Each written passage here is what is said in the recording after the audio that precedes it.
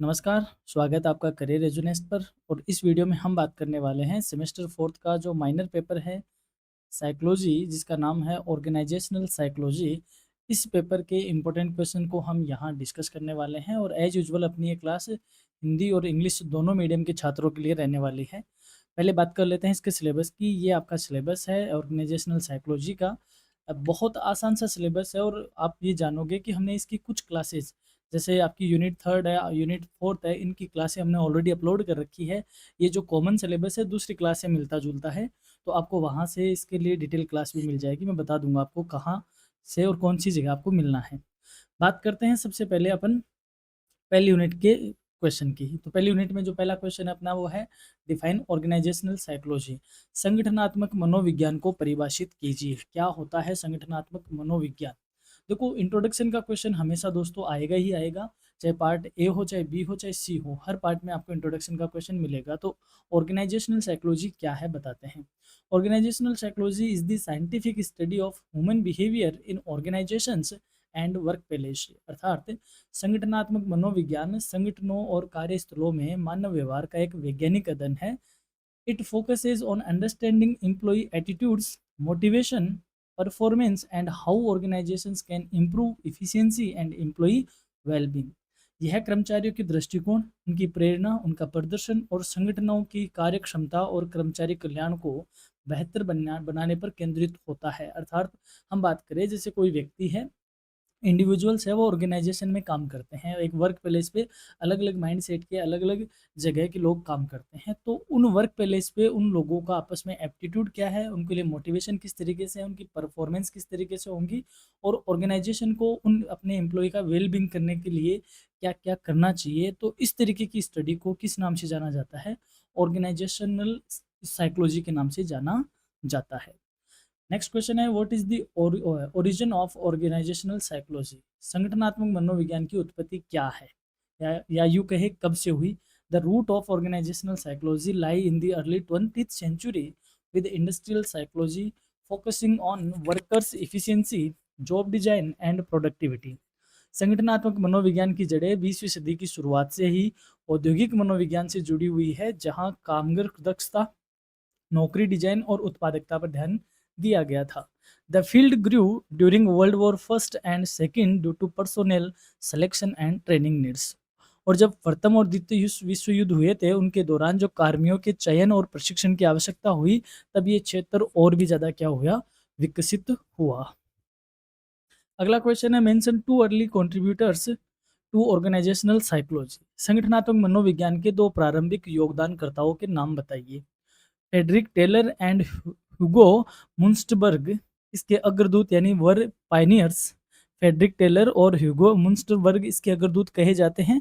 जो Frederick Taylor है, FW Taylor जिसको बोलते हैं, फ्रेडरिक विंसलो टेलर, और ह्यूगो मुंस्टबर्ग इसके पायनियर्स कहे जाते हैं। Taylor introduce scientific management to improve efficiency, while Munsterberg applied psychology to industrial problems like workers selection and motivation. Taylor ने वैज्ञानिक प्रबंधन द्वारा दक्षता पर बल दिया, जबकि मुंस्टबर्ग ने कर्मचारियों के सिलेक्शन और उनके मोटिवेशन और प्रेरणा जैसे औद्योगिक समस्याओं में मनोविज्ञान का प्रयोग बताया। तो आपके लिए यहाँ से इंपॉर्टेंट क्वेश्चन है टेलर वाला। आपसे ये पूछा जाएगा कि साइंटिफिक मैनेजमेंट का फादर कौन है, तो उस जगह का आंसर होगा FW टेलर। और वहीं बात करें अप्लाइड साइकोलॉजी किसने यूज करी, तो आप बताओगे ह्यूगो मुंस्टबर्ग ने इसको अप्लाइड साइकोलॉजी इसके लिए यूज करी थी। अगला क्वेश्चन है, what are contemporary trends in organisational psychology. संगठनात्मक मनोविज्ञान में समकालीन प्रवृत्तियां क्या है। Current trends include focus on work life balance, diversity and inclusion, remote work challenges, employee mental health and use of technology in performance assessment. यानी वर्तमान प्रवृत्तियों में कार्य जीवन संतुलन, विविधता और समावेशन, दूरस्थ कार्यों की चुनौतियां, कर्मचारियों का मानसिक स्वास्थ्य और प्रदर्शन मूल्यांकन में तकनीक का उपयोग शामिल है। यानी आजकल बात करें तो कंटेम्प्रेरी जो ऑर्गेनाइजेशनल साइकोलॉजी है उसके ये ट्रेंड है। अगला क्वेश्चन है, explain the role of technology in organisational psychology. संगठनात्मक मनोविज्ञान में प्रौद्योगिकी की भूमिका समझाइए। यानी कि ऑर्गेनाइजेशनल साइकोलॉजी में टेक्नोलॉजी किस तरीके से रोल प्ले करती है। Technology supports online recruitment, virtual training, performance tracking and employee engagement tool, प्रौद्योगिकी, ऑनलाइन भर्ती, वर्चुअल प्रशिक्षण, प्रदर्शन निगरानी और कर्मचारी जुड़ाव उपकरणों में क्या है, सहायक है। It also brings challenges like digital stress and maintaining human connection. ये डिजिटल तनाव और मानवीय संबंध बनाए रखने जैसी चुनौतियां भी लाती है। यानी कि आज जो टेक्नोलॉजी है वो किस तरीके से ऑर्गेनाइजेशन में काम आती है, वह ऑनलाइन रिक्रूटमेंट करते हैं, वर्चुअल ट्रेनिंग दी जाती है, परफॉर्मेंस को ट्रैक किया जाता है और एम्प्लॉय का एंगेजमेंट रखने का टूल भी है। इसके अलावा ये डिजिटल स्ट्रेस भी लाती है और ह्यूमन रिलेशन को मेंटेन करने वाली जैसी चैलेंज भी ये लेकर आती है। नेक्स्ट क्वेश्चन है, what are the main challenges in organisational psychology today. आज संगठनात्मक मनोविज्ञान की मुख्य चुनौतियाँ क्या है। Major challenges include managing remote work, increasing job stress, employee turnover, adapting to AI and automation, and ensuring diversity in workplace। मुख्य चुनौतियों में दूरस्थ कार्य प्रबंधन, बढ़ता नौकरी का तनाव, कर्मचारी का प्लान करना यानी छोड़कर दूसरी जगह जाना, एआई और स्वचालन के अनुसार ढलना और कार्यस्थलों पर विविधता सुनिश्चित करना आदि शामिल है। तो आज के टाइम पे ऑर्गेनाइजेशनल साइकोलॉजी के सामने ये चुनौतियां हैं या ये कहे ये प्रॉब्लम्स भी है। नेक्स्ट है, how does organisational psychology differ from industrial psychology. संगठनात्मक मनोविज्ञान औद्योगिक मनोविज्ञान से कैसे भिन्न है। Industrial psychology focuses on personal selection, training and job design, while organizational psychology emphasizes employees attitudes, motivation, leadership and organizational culture। जो औद्योगिक मनोविज्ञान है वो कर्मचारियों के चयन करने पर, उनको प्रशिक्षण देना और जॉब डिजाइन यानी उनका जॉब प्रोफाइल क्या होगा उन पर केंद्रित होता है। जबकि जो संगठनात्मक मनोविज्ञान है वो कर्मचारियों का दृष्टिकोण कैसा है, उनका मोटिवेशन क्या है, यानी कि उनको मोटिवेट करने से रिलेटेड, लीडरशिप से रिलेटेड और ऑर्गेनाइजेशन का जो संस्कृति है, संगठन की जो संस्कृति है उस पर यह बल देता है। तो दोनों में थोड़ा सा डिफरेंस है। जो इंडस्ट्रियल साइकोलॉजी है वो कर्मचारी को भर्ती करने, उनको ट्रेनिंग देने और जॉब प्रोफाइल पर ज़्यादा ध्यान देती है। जबकि जो ऑर्गेनाइजेशन साइकोलॉजी है वो ऑलरेडी भर्ती हुए जो एम्प्लॉई है उनका एटीट्यूड, उनका मोटिवेशन और उनकी लीडरशिप और ऑर्गेनाइजेशन की कल्चर पे ध्यान देती है। ये इंपॉर्टेंट क्वेश्चन है, इस तरीके का क्वेश्चन पूछा जा सकता है। नेक्स्ट है, what is the relevance of organisational psychology in the modern workplace. आधुनिक कार्यस्थल में संगठनात्मक मनोविज्ञान की प्रासंगिकता क्या है। It helps improve productivity, reduce stress, promote teamwork, enhance leadership and build a positive organisational culture in dynamic business environment. यह उत्पादकता बढ़ाने, तनाव को कम करने, टीम वर्क को प्रोत्साहित करने, नेतृत्व को सशक्त बनाने और गतिशील व्यावसायिक वातावरण में सकारात्मक संगठनात्मक संस्कृति को विकसित करने में क्या है, सहायक है। यानी कि आज अगर हम बात करें तो ऑर्गेनाइजेशन में साइकोलॉजी एक अच्छा रोल प्ले करती है। ये स्ट्रेस को कम करती है, प्रोडक्टिविटी को बढ़ाती है, टीम वर्क को बढ़ाती है, लीडरशिप को इन्हेंस करती है, साथ ही में एक ऑर्गेनाइजेशन में पॉजिटिव एटमॉस्फेयर का क्या करती है, निर्माण भी करती है। अगला क्वेश्चन है, why is studying the history of organisational psychology important. संगठनात्मक मनोविज्ञान का इतिहास पढ़ना क्यों महत्वपूर्ण है। ये एक अच्छा क्वेश्चन है। हालांकि देखो एग्जाम में आएगा नहीं आएगा वो बात अलग है। यहाँ पे मैं ये बताना चाहता हूँ कि हमें हिस्ट्री क्यों पढ़नी चाहिए। हिस्ट्री से हमें ये पता चलता है कि पहले क्या चुनौती आई थी और उसका किस तरीके से हमने रास्ता निकाला था और कौन सी बातें जो अब हमें माइंड में रखनी चाहिए। इसलिए हम क्या पढ़ते हैं, हमेशा हिस्ट्री पढ़ते हैं। तो हिस्ट्री का इसका मतलब ये है, studying history provides insight into how theories evolved, what challenges existed earlier and how solutions shaped current practices in workplace। इतिहास का अध्ययन यह समझने में मदद करता है कि सिद्धांत कैसे विकसित हुए, पहले कौन सी चुनौतियां थी और उनके कैसे समाधानों ने आज की कार्यस्थल प्रथाओं को आकार दिया है। यानी उनका समाधान कैसे निकाला, किस तरीके के चैलेंजेस थे और किस तरीके से सिद्धांत विकसित हुए। अगला क्वेश्चन है, what is the role of diversity in organisational psychology. संगठनात्मक मनोविज्ञान में विविधता की भूमिका क्या है।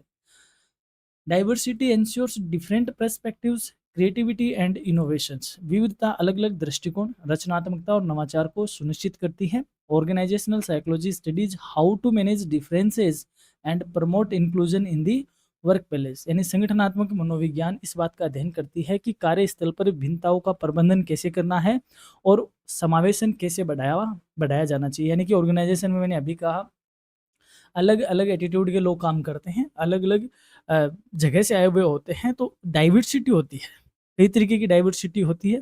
तो उस डाइवर्सिटी को किस तरीके से मैनेज करना है और इनको किस तरीके से इंक्लूजन लाना है, यानी कि इंक्लूसिव ग्रोथ की ओर बढ़ना है।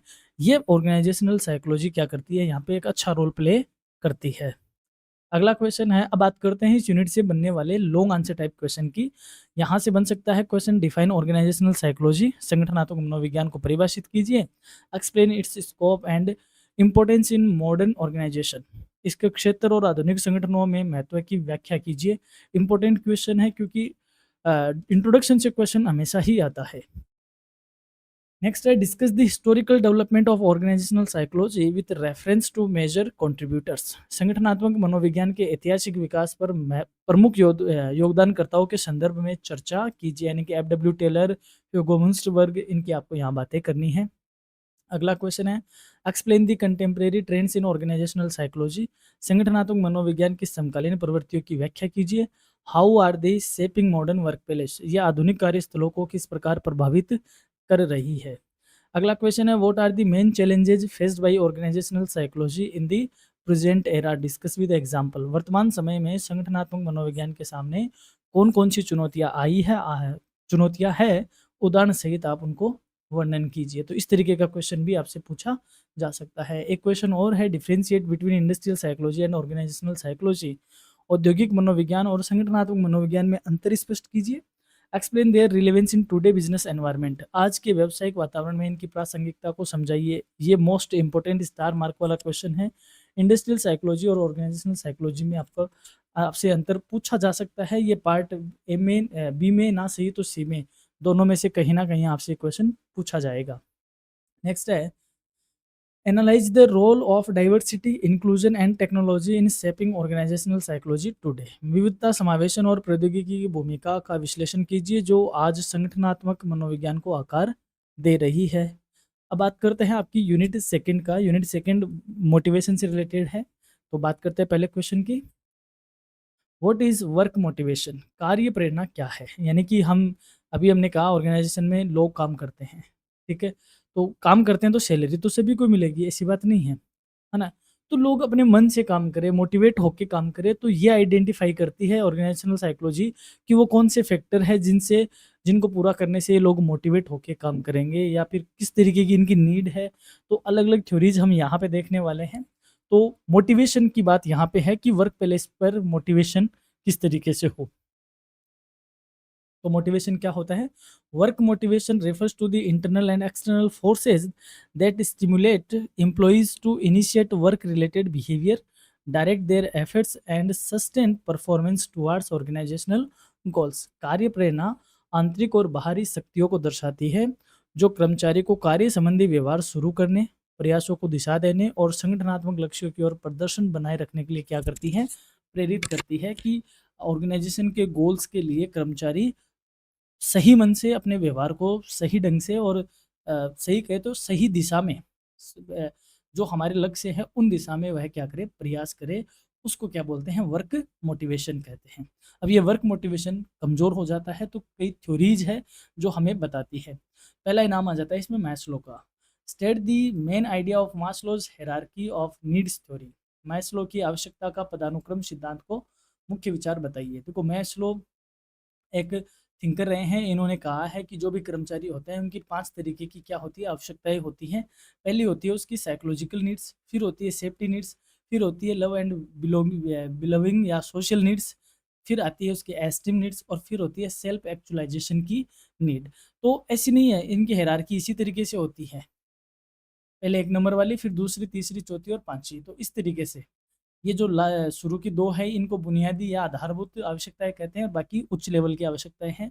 तो आवश्यकता की पूर्ति के लिए क्या होता है, वह मोटिवेट होता है। कोई भी कर्मचारी, कोई भी मनुष्य आवश्यकता की पूर्ति हेतु क्या होता है, मोटिवेट होता है। तो मैस्लो ने क्या कहा है इसको समझते हैं। Maslow propose the human needs are arranged in a hierarchy, Maslow ने बताया कि मानवीय आवश्यकताएं क्रमिक रूप से 5 स्तरों पे क्या होती है, व्यवस्थित होती है। Psychological, safety, social, esteem and self actualisation, यानी शारीरिक शारीरिक आवश्यकताएं, सुरक्षात्मक आवश्यकताएं, सामाजिक आवश्यकताएं, सम्मान और आत्म साक्षात्कार की आवश्यकताएं।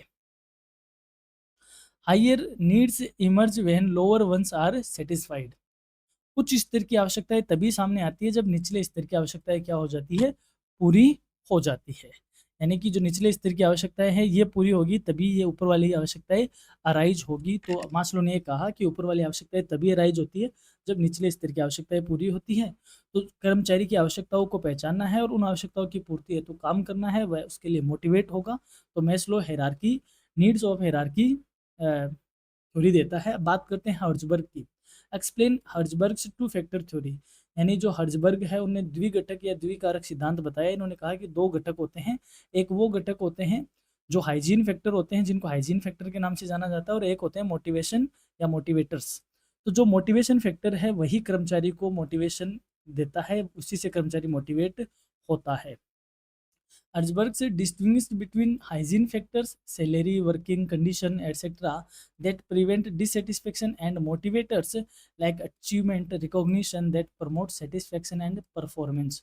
हर्जबर्ग ने कहा कि जो स्वच्छता घटक है, जैसे उनका वेतन है, कार्य की स्थितियाँ क्या है, और एक होते हैं प्रेरक कारक, जैसे उपलब्धि, मान्यता में अंतर किया है कि दो तरीके के घटक होते हैं। एक घटक में salary, work condition, policy, supervision, relationships वगैरह आते हैं, और एक में अचीवमेंट, इंटरेस्ट, रेस्पॉन्सिबिलिटी, एडवांसमेंट आते हैं।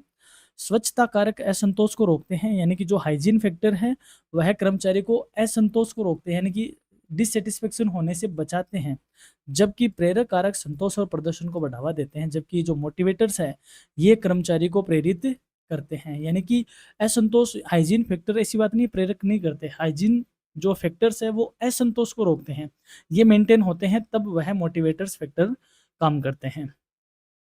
What is goal setting theory, लक्ष्य निर्धारण सिद्धांत क्या है? ये दिया किसने था? ये लॉक ने दिया था।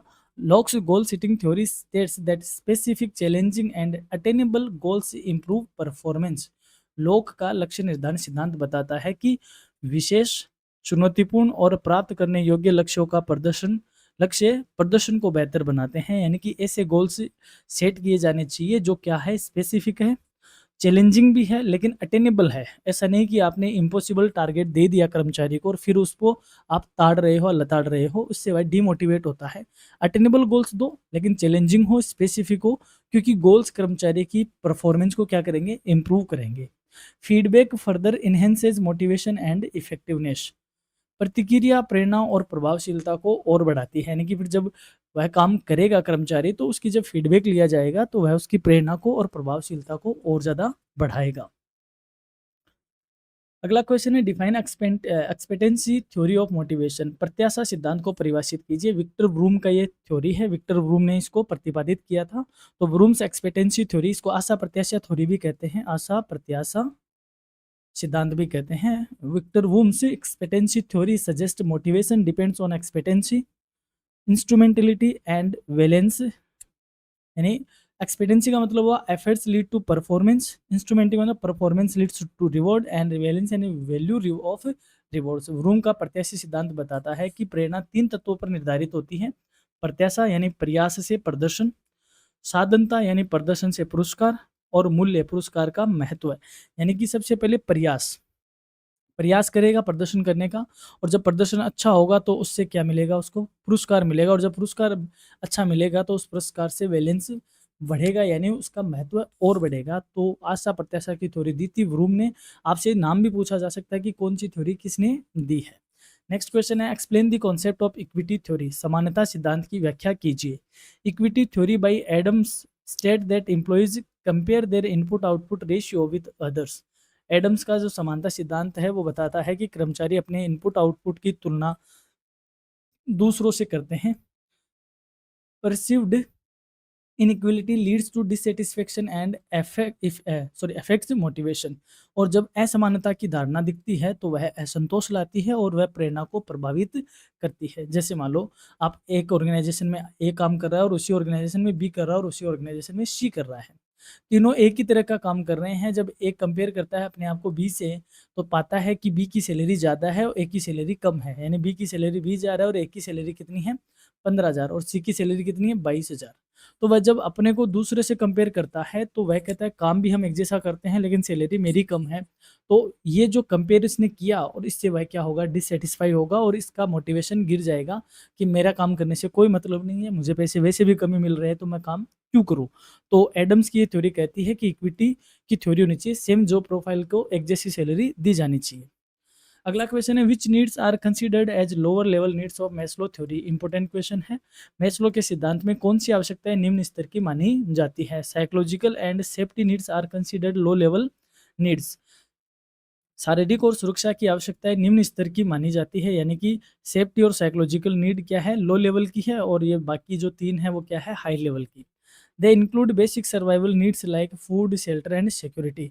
इनमें भोजन, आवास और सुरक्षा जैसी बुनियादी जरूरतें शामिल है, और इनको एक और दो को लो लेवल की आवश्यकताएं मानी गई है। Differentiate between hygiene factors and motivators. स्वच्छता कारक और प्रेरक कारकों में अंतर स्पष्ट कीजिए।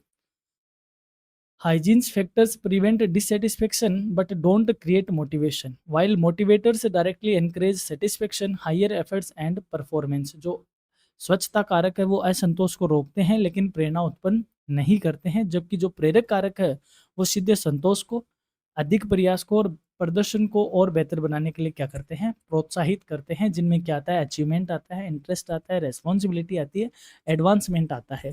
और जो हाइजीन फैक्टर है उनमें salary, work condition, policy, supervision, relationship etcetera आते हैं। अगला क्वेश्चन है why is feedback important in goal setting theory. लक्ष्य निर्धारण सिद्धांत में फीडबैक क्यों जरूरी है। Feedback helps employees understood progress, correct mistakes and stay motivated towards achieving their set goals. Feedback कर्मचारियों की प्रगति को समझने में, गलतियों को सुधारने में और निर्धारित लक्ष्यों को प्राप्त करने की दिशा में प्रेरित करने में क्या करता है, मदद करता है, इसलिए फीडबैक जरूरी है। अगला है how does expectancy theory apply in the workplace. कार्यस्थल पर प्रत्याशा सिद्धांत का उपयोग कैसे होता है। Managers can motivate employee by ensuring efforts lead to performance, performance leads to rewards and rewards are valued by employees.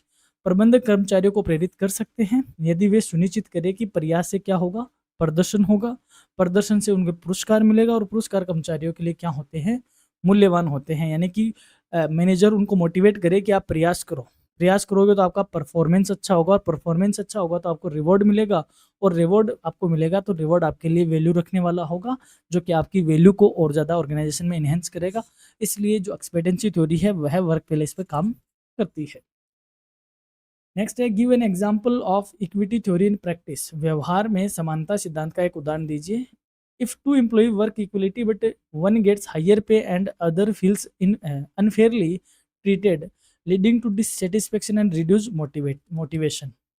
यदि दो कर्मचारी समान कार्य कर रहे हैं लेकिन एक को अधिक वेतन मिल रहा है तो दूसरा कर्मचारी असमानता महसूस करेगा, जिससे असंतोष और प्रेरणा में क्या आएगी, कमी आएगी। अभी जो मैंने बात करी कि एक सेम काम करने वाले में एक को ज़्यादा सैलरी मिल रही है और एक को कम मिल रही है। अब बात करते हैं इस यूनिट से बनने वाले लॉन्ग आंसर टाइप क्वेश्चन की। पहला है explain Maslow's hierarchy of needs theory, how is it applied in the work place to motivate employees. Maslow की आवश्यकता के पदानुक्रम सिद्धांत की व्याख्या कीजिए। कार्यस्थल पर कर्मचारियों को प्रेरित करने में इसका उपयोग कैसे किया जाता है, ये इंपॉर्टेंट क्वेश्चन है मैस्लो वाला। Discuss Herzberg's two factor theory of motivation. Herzberg के द्विघटक प्रेरणा सिद्धांत पर चर्चा कीजिए। How can managers use it to improve job satisfaction. प्रबंधक नौकरी संतोष बढ़ाने के लिए इसका कैसे प्रयोग कर सकते हैं। नेक्स्ट क्वेश्चन है what is goal setting theory. लक्ष्य निर्धारण सिद्धांत क्या है, ये लोक ने दी थी, ध्यान रखना है एक का। Explain its principle and relevance in organisational performance. इसके सिद्धांतों और संगठनात्मक प्रदर्शन में प्रासंगिकता की व्याख्या कीजिए। नेक्स्ट है describe rooms expectancy theory of motivation. Room के प्रत्याशा सिद्धांत का वर्णन कीजिए। How does it help managers design effective reward system. ये प्रबंधकों को प्रभावी पुरस्कार प्रणाली बनाने में कैसे सहायक सिद्ध होता है। नेक्स्ट है explain Adams equity theory of motivation. Adams के समानता सिद्धांत की व्याख्या कीजिए। How does perceived inequity affect employee behaviour. असमानता की धारणा कर्मचारी के व्यवहार को कैसे प्रभावित करती है, समझाओ। ये क्वेश्चन भी अच्छा क्वेश्चन है। Compare and contrast Maslow hierarchy of needs with Herzberg's two factor theory. Maslow की आवश्यकता के पदानुक्रम और हर्जबर्ग के द्विघटक सिद्धांत की तुलना कीजिए। Which is more relevant in today's organisation. आज के संगठन में इनमें से कौन सा अधिक प्रासंगिक है। यदि यहाँ से टेक्निकल क्वेश्चन बना तो ये क्वेश्चन आपके लिए बहुत बहुत बहुत इंपॉर्टेंट होता है, जब मैस्लो और हर्जबर्ग का आपसे कंपैरिजन करवाया जाए और लास्ट में आपसे पूछा जाए कि आपका विचार क्या है कि कौन सा ज़्यादा रिलेवेंट है, तो ये क्वेश्चन भी आपको देखना चाहिए। अब बात करते हैं यूनिट थर्ड की। और यूनिट थर्ड की अगर आपको डिटेल क्लास देखनी है, क्योंकि यूनिट थर्ड का जो आपका सिलेबस है communication in organisation, process, purpose, barriers and managing communication है, और ये कम्युनिकेशन आपको बिजनेस कम्युनिकेशन का एक पेपर अपलोड कर रखा है जो सेमेस्टर सेकंड का है, एईसी पेपर, जिसका लिंक मैं डिस्क्रिप्शन में दे रहा हूँ। यदि आप इसकी डिटेल क्लास देखना चाहते हो, क्योंकि मेरा मानना है कि स्मार्ट स्टूडेंट जो भी स्टडी मटेरियल होता है वो उसको सबको वह तैयार करता है। तो एक क्लास मेरी रिकमेंडेशन है कि आप बिजनेस कम्युनिकेशन की 2 क्लास हमने अपलोड कर रखी है, दोनों की दोनों क्लास आप देख लीजिए। आपका ये जो यूनिट 3 वाला पोर्शन है, ये पूरा का पूरा प्रैक्टिकली क्लियर हो जाएगा, जहाँ पे हमने डिटेल से इसको डिस्कस किया हुआ है। इस वीडियो में हम इनके क्वेश्चन की बात करते हैं। क्या होता है ऑर्गेनाइजेशनल कम्युनिकेशन, संगठनात्मक संचार क्या होता है? क्योंकि संगठन में देखो टॉप लेवल मैनेजर होते हैं, फिर उसके बाद मिडिल लेवल मैनेजर्स होते हैं, फिर उनके अंडर बॉटम लेवल मैनेजर्स होते हैं, फिर वर्कर्स होते हैं। तो यहाँ से यहाँ तक किस तरीके से चीज़ें कम्युनिकेट होती है एक ऑर्गेनाइजेशन में, उसको ही क्या कहते हैं? ऑर्गेनाइजेशनल कम्युनिकेशन कहते हैं। Organizational communication refers to the process of exchanging information and ideas within an organization to achieve goals, coordinate activities and build relationship. संगठनात्मक संचार का अर्थ है कि संगठन के भीतर सूचनाओं और विचारों का आदान प्रदान कैसे होता है ताकि लक्ष्यों को प्राप्त किया जा सके, गतिविधियों में तालमेल हो सके और संबंधों को बनाया जा सके। उस प्रोसेस का क्या कहते हैं? संगठनात्मक संबंध कहते हैं, सॉरी, संगठनात्मक संचार कहा जाता है। अगला है डिफाइन कम्युनिकेशन प्रोसेस, संचार प्रक्रिया क्या है, इसको परिभाषित कीजिए।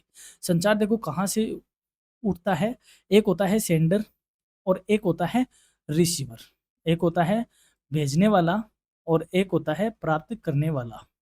ठीक है, भेजने वाला, जो भेजने वाले के पास उसका खुद का मैसेज होता है, फिर वो उस मैसेज को एनकोड करता है किसी ना किसी माध्यम, चाहे वो टेलीफोन हो, वर्बल हो, बॉडी लैंग्वेज हो, लिखित में किया गया हो या फिर मौखिक बोल के किया गया हो, कोई ना कोई संचार का या कम्युनिकेशन का माध्यम होगा, मीडियम होगा। फिर आएगा रिसीवर, रिसीवर उसको रिसीव करेगा, उसको डिकोड करेगा, डिकोड करके अपना फीडबैक किसको देगा?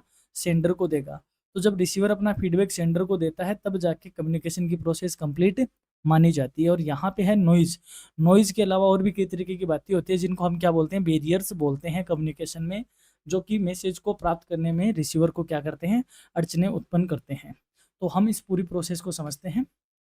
The communication process involves sender's message, channel, receiver and feedback. It ensures effective transfer of ideas and understanding the between people. संचार प्रक्रिया में एक प्रेषक होता है, संदेश होता है, संचार का माध्यम होता है, प्राप्तकर्ता होता है और एक उसका प्रत्युत्तर यानी फीडबैक शामिल होता है। यह लोगों के बीच विचारों और समझ का प्रभावी आदान प्रदान सुनिश्चित करता है। तो आपसे यहाँ से एक क्वेश्चन दो और पूछे जा सकते हैं।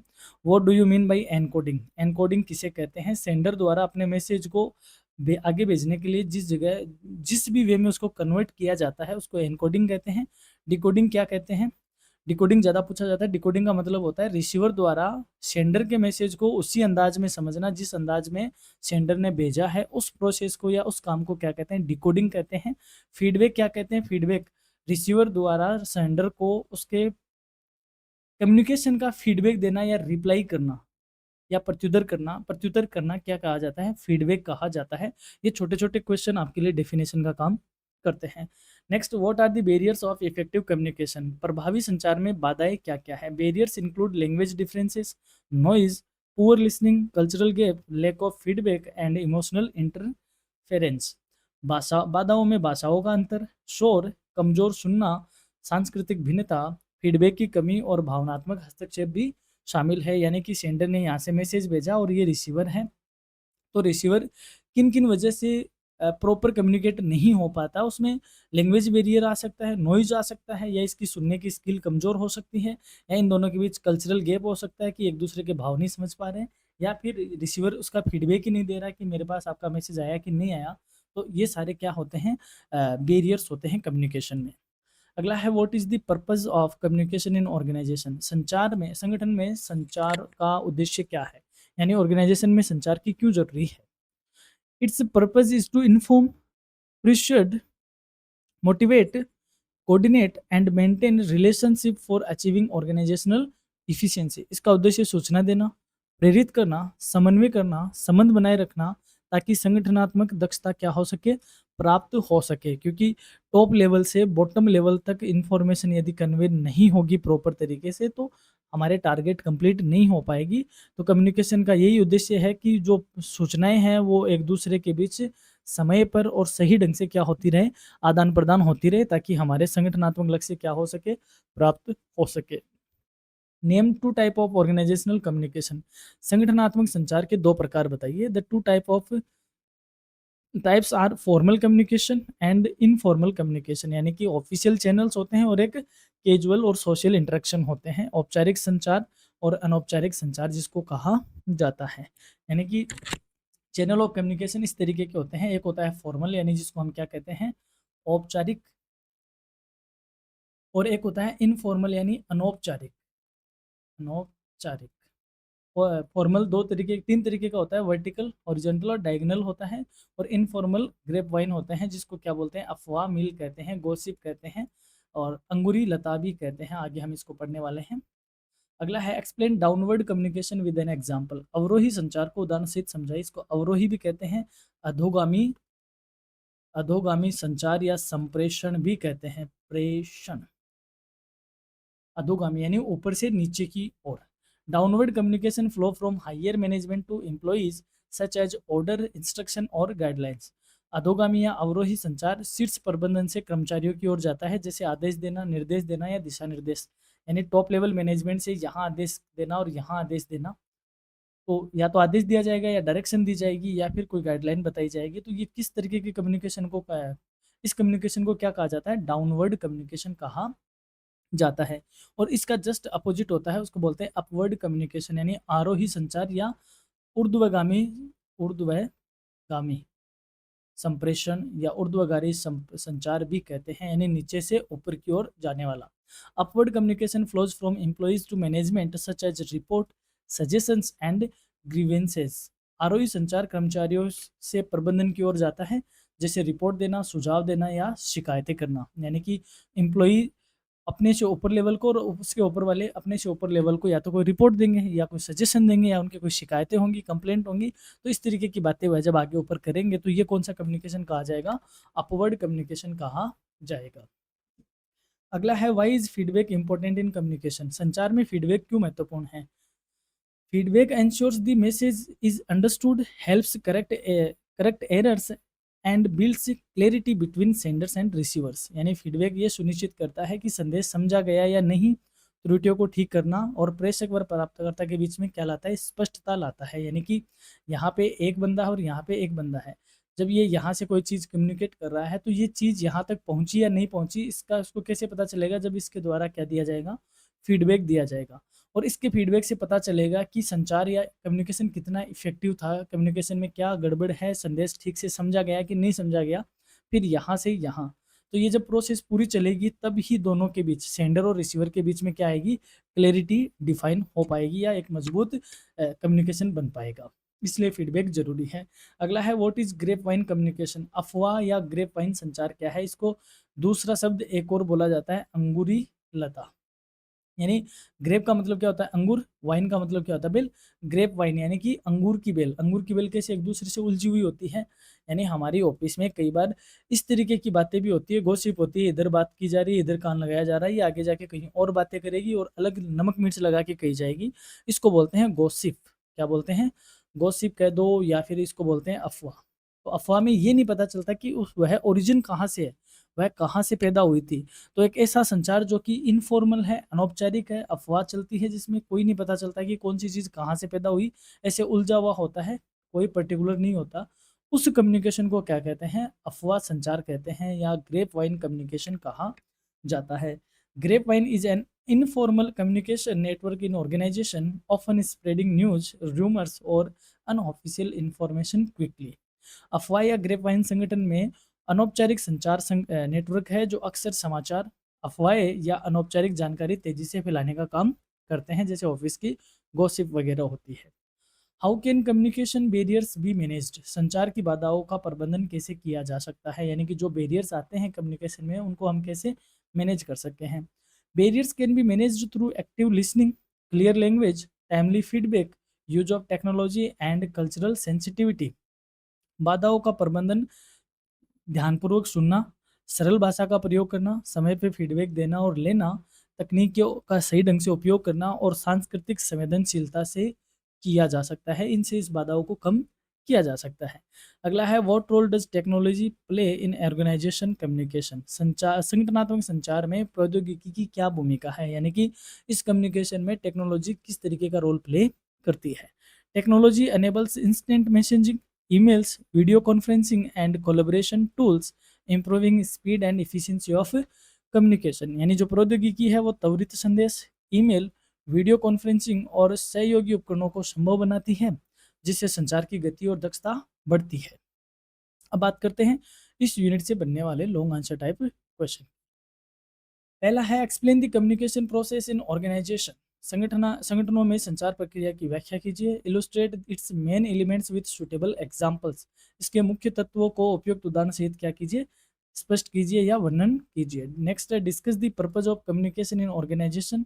How does it contribute to organisational effectiveness. संगठनों में संचार का उद्देश्य क्या है, स्पष्ट कीजिए और संगठनात्मक दक्षता में किस प्रकार से योगदान देता है। अगला है what are the major barrier to effective communication. प्रभावी संचार में प्रमुख बाधाएं कौन सी है।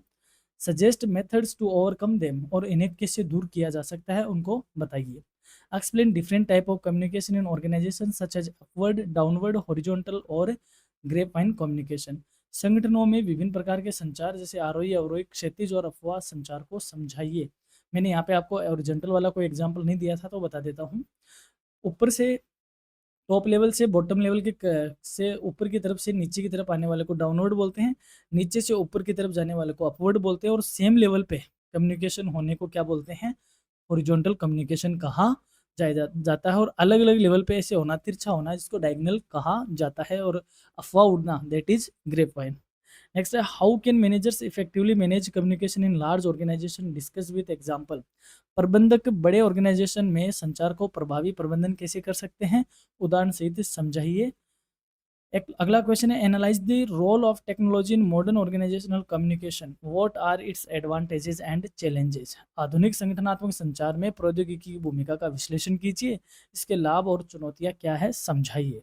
अब बात करते हैं आखिरी और फोर्थ यूनिट की। आखिरी जो आपका फोर्थ यूनिट है उसमें चैप्टर है आपका लीडरशिप, और मैं आपको यहाँ पे एक बात रिकमेंड करना चाह रहा हूँ कि हमने आप ही का जो सेमेस्टर फोर्थ है उसका जो एईसी पेपर है, लीडरशिप एंड पर्सनालिटी डेवलपमेंट, इस पेपर की जो कंप्लीट क्लास है वो आपको इसकी फोर्थ यूनिट को बहुत अच्छे से आपकी क्लियर कर देगी। तो मेरी तरफ से आपको रिकमेंडेड यही है कि आप इस क्लास को जरूर एक बार देख लीजिए। लिंक मैं आपका डिस्क्रिप्शन में दे ही रहा हूँ, आई बटन में भी आ जाएगा, एंड स्क्रीन पे भी आ जाएगा। तो ये जो क्लास है लीडरशिप वाली और बिजनेस कम्युनिकेशन वाली, ये आपके इस माइनर पेपर की जो साइकोलॉजी वाला पेपर है इसको बहुत बेहतरीन ढंग से तैयार कर देगी। और यदि आपने 2 यूनिट भी बहुत अच्छे से तैयार कर रखी है तो मेरा हमेशा से कहना आ रहा है कि 2 यूनिट आपको एग्जाम में कितने परसेंटेज दिला सकती है, 65% के अटेम्प्टिंग दिला सकती है। और ओवरऑल आपके एग्जाम में कितने मार्क्स आ सकते हैं 2 यूनिट से, 70% आ सकते हैं, क्योंकि ये स्मार्ट कैलकुलेशन है, आप करियर एजुनेस्ट के साथ जुड़े हुए ही हो। अब बात करते हैं अपन लास्ट यूनिट की, क्या होती है लीडरशिप। पहला क्वेश्चन है व्हाट इज लीडरशिप, नेतृत्व क्या है। Leadership is the process of influencing and guiding individuals और group to achieve organizational goals through vision, motivation and effective direction। नेतृत्व क्या है। नेतृत्व वह प्रक्रिया है जिसमें व्यक्ति या समूह को दृष्टिकोण, प्रेरणा और प्रभावी दिशा के माध्यम से संगठनात्मक लक्ष्यों को प्राप्त करने के लिए क्या किया जाता है, मार्गदर्शन किया जाता है। यानी कि जो नेता होता है वो अपने बिहेवियर से दूसरों को इन्फ्लुएंस करता है, अपने विजन से दूसरों को इन्फ्लुएंस करता है, और उनको एक ही दिशा में कार्य करने के लिए क्या करता है, प्रेरित करता है। उसको बोलते हैं leadership. Name 2 early approaches of to leadership. नेतृत्व के 2 प्रारंभिक दृष्टिकोणों के नाम बताइए। The early approaches are the trait approach and the behavioural approach. नेतृत्व के प्रारंभिक दृष्टिकोणों में गुणात्मक दृष्टिकोण और व्यवहारिक दृष्टिकोण शामिल है। शुरुआत में ये 2 दृष्टिकोण डेवलप हुए थे। अगला क्वेश्चन है what is the trait approach to leadership. नेतृत्व का गुणात्मक दृष्टिकोण क्या है। The trait approach suggest that effective leaders possess certain traits like intelligence, confidence, honesty and decisiveness that distinguish them from non-leaders। यानी जो गुणात्मक दृष्टिकोण है वो कहता है कि प्रभावी नेताओं में कुछ विशेष गुण होते हैं, जैसे उनमें बुद्धिमत्ता का होना, आत्मविश्वास का होना, ईमानदारी का होना, निर्णय क्षमता का होना, जो उन्हें बाकी अदर नेताओं से, या यूँ कहे जो सामान्य इंसान है, सामान्य मनुष्य है, सामान्य जो इंडिविजुअल्स हैं उनसे वह क्या करते हैं, उनको अलग बनाते हैं। यहाँ पे ये भी कहा जा सकता है ट्रेट अप्रोच के अकॉर्डिंग कि एक प्रभावशाली नेता में क्या गुण होने चाहिए। He should be intelligent, confident, honest and decisiveness वह होना ही चाहिए। अगला है explain the behavioural approach to leadership, नेतृत्व का व्यवहारिक दृष्टिकोण समझाइए। The behavioural approach emphasize what leaders do rather than that what traits they possess, focusing on task oriented and people oriented behaviour. व्यवहारिक दृष्टिकोण इस बात पर जोर देता है कि नेता क्या करते हैं, न कि उसके पास क्या गुण है। यह कार्य उन्मुख है और व्यक्ति उन्मुख व्यवहार पर काम करता है, यानी कि ये कार्य उन्मुख और व्यक्ति उन्मुख व्यवहार पर काम करता है। ये नहीं काम करता है कि नेता कौन है, ये नेता क्या करता है इस पर ज़्यादा फोकस करता है। व्हाट इज ट्रांसफॉर्मेशनल लीडरशिप, रूपांतरणात्मक नेतृत्व क्या है।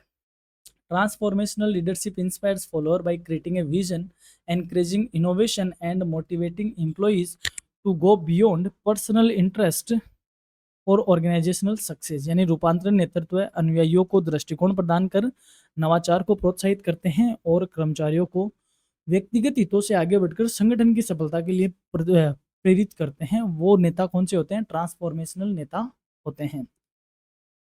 व्हाट इज ट्रांजैक्शनल लीडरशिप, लेन देनात्मक नेतृत्व क्या है। Transactional leadership is based on structured task, rewards and punishments, focusing on achieving short term goals through compliance. यानी जो लेन देनात्मक नेतृत्व होते हैं वो पहले से डिसाइडेड कार्यों, पुरस्कारों और दंड पर आधारित होते हैं और अनुपालन द्वारा अल्पकालिक लक्ष्यों को प्राप्त करने पर ध्यान केंद्रित करते हैं। यानी कि जो भी ऑर्गेनाइजेशन की पहले से पॉलिसी डिसाइडेड है उस पर ज़्यादा उनका फोकस होता है, उनको ट्रांजैक्शनल नेता कहा जाता है।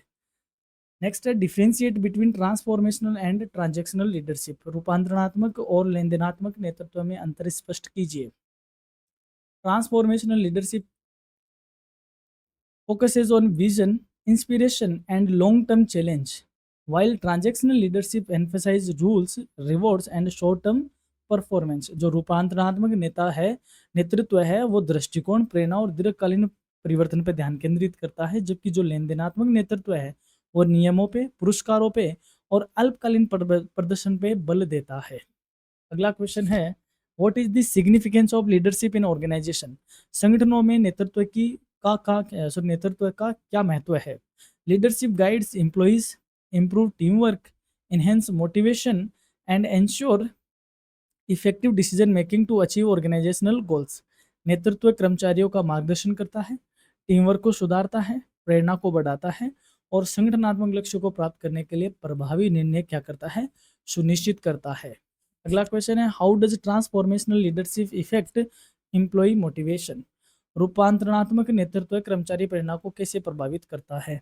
It enhance intrinsic motivation by inspiring employees with vision, trust and opportunities for personal growth. यह दृष्टिकोण विश्वास और व्यक्तिगत विकास के अवसर प्रदान करके कर्मचारियों की आंतरिक प्रेरणा को बढ़ाता है। यानी जो ट्रांसफॉर्मेशनल नेता है वह इंडिविजुअल में एक विजन डेवलप करता है, उनमें कॉन्फिडेंस लाता है और उनको एक अपॉर्चुनिटी मिलती है खुद की ग्रोथ करने के लिए। इसलिए वह क्या करता है, उनकी इंटरनल मोटिवेशन को क्या करता है, इम्प्रूव करता है या इंस्पायर करता है। अगला है what are the key feature of transactional leadership, लेन देनात्मक नेतृत्व की कोई दो मुख्य विशेषताएं बताइए।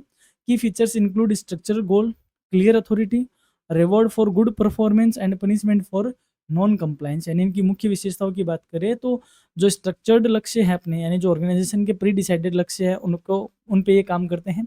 Clear authority, line of authority को रखते हैं कि कौन किसका अधिकारी है, स्पष्ट अधिकार बताते हैं। अच्छे प्रदर्शन पे ये पीठ भी थपथपाते हैं, पुरस्कार भी देते हैं और अनुपालन नहीं करने पर वह पनिशमेंट भी देते हैं। अगला है which leadership style is more suitable for dynamic environments, why. गतिशील परिस्थितियों में कौन सी नेतृत्व शैली अधिक उपयुक्त है और क्यों। Transformational leadership is more suitable as it fosters innovations, adaptability and long term organizational growth। रूपांतरण नेतृत्व अधिक उपयुक्त है क्योंकि ये नवाचार को प्रोत्साहित करता है, अनुकूलनशीलता को ये बढ़ाता है, साथ ही में संगठन की दीर्घकालीन वृद्धि को ये क्या करता है, सुनिश्चित करता है या प्रोत्साहित करता है। जो कि ट्रांजैक्शनल है वह बनी बनाई जो डरा है उसी पे काम करता है, इसलिए ट्रांसफॉर्मेशनल जो लीडरशिप है वो ज़्यादा सुटेबल है। अब बात करते हैं इस यूनिट से बनने वाले लॉन्ग आंसर टाइप क्वेश्चन की। Explain the early approaches to leadership in detail with suitable example. नेतृत्व के प्रारंभिक दृष्टिकोण को उपयुक्त उदाहरणों सहित समझाइए। एक ट्रेड थ्योरी और एक बिहेवियरल अप्रोच है। अगला है discuss the contemporary approach to leadership with special reference to transformational and transactional leadership. नेतृत्व के समकालीन दृष्टिकोणों पर चर्चा कीजिए, विशेष रूप से रूपांतरणात्मक और लेनदेनात्मक नेतृत्व के संदर्भ में। नेक्स्ट है differentiate between transformational and transactional leadership with real life examples. वास्तविक जीवन के उदाहरणों सहित रूपांतरणात्मक और लेनदेनात्मक नेतृत्व के बीच अंतर स्पष्ट कीजिए। ये एक इम्पोर्टेंट क्वेश्चन है, इन दोनों के बीच में से आपसे डिफरेंस करवाया जा सकता है। अगला क्वेश्चन है critically evaluate the strength and weakness of early approaches to leadership. नेतृत्व के प्रारंभिक दृष्टिकोणों की शक्तियों और कमजोरियों का समालोचनात्मक मूल्यांकन कीजिए। How has the concept of leadership evolved from traditional theories to modern approaches. नेतृत्व की अवधारणा पारंपरिक सिद्धांतों से आधुनिक दृष्टिकोणों तक कैसे विकसित हुई, एक्सप्लेन कीजिए। Explain the importance of transformational leadership in present day organisation present organisation. वर्तमान संगठनों के रूपांतरणात्मक नेतृत्व के महत्व को समझाइए। यानी कि इस थ्योरी से जो सबसे ज़्यादा इंपॉर्टेंट है वो ट्रांसफॉर्मेशनल थ्योरी ही इंपॉर्टेंट है।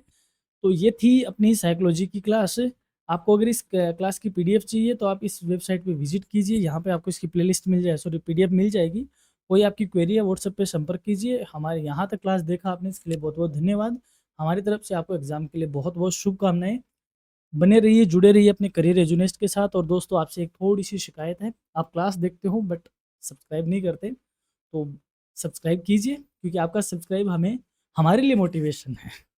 तो कीप वॉचिंग, थैंक यू।